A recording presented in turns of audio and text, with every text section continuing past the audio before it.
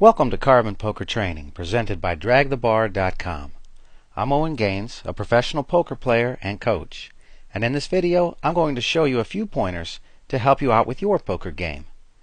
I've just deposited $400 at Carbon Poker, and I'm looking to play some no-limit Holdem.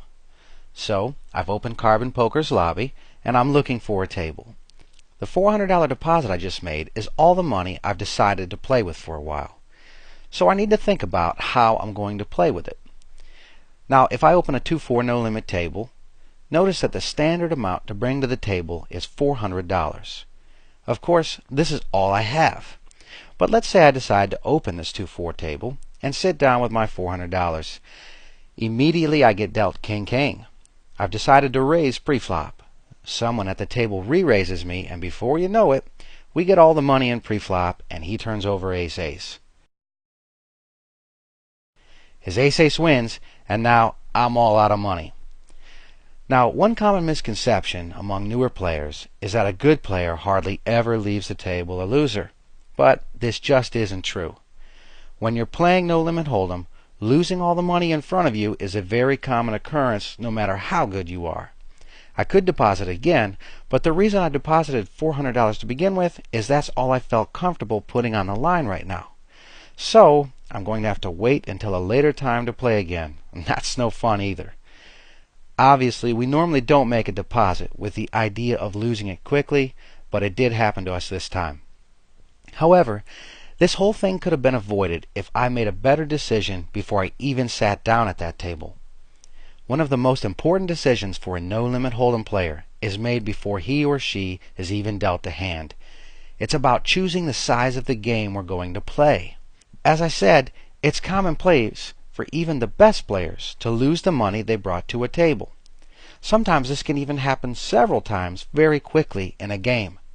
So we need to think about these things and consider the size of the game we're going to play compared to how much money we're willing to wager. When I say size of the game, I'm talking about the size of the blinds. Now, when we open Carbon Poker, under the column heading Stakes, we see numbers like this: 2 cents, 4 cents, 5 cents, 10 cents, all the way down to $50, $100. Now, these numbers tell us the size of the blinds in that game. The first number is the size of the small blind, and the second number is the size of the big blind. So, if you're depositing money and hoping to play with it for a while, I've created a chart for you to give you some guidelines to decide what size game to play based on the amount of money you are willing to wager. Following these recommendations in this chart will help you get the most play out of your money. However, it's also going to take some discipline, which of course is the foundation for any sound gaming strategy. For example, let's say you deposited $600. So you look at this chart and wisely decided to open a 25-cent, 50-cent game. Now, you play for a few hours and things just haven't gone well. You've lost $300. So now, of course, you only have $300 left.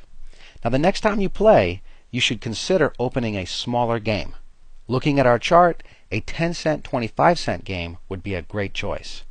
Not only will this help you get more playing time out of your deposit, it will also give you something to shoot for. For example, if you deposited $600, but you wanted to play in a 50-cent $1 game, then you could set a goal for yourself to make $400 at the tables before you move up to that 50-cent $1 game. Again, being disciplined and following this chart will really help you out with your poker game.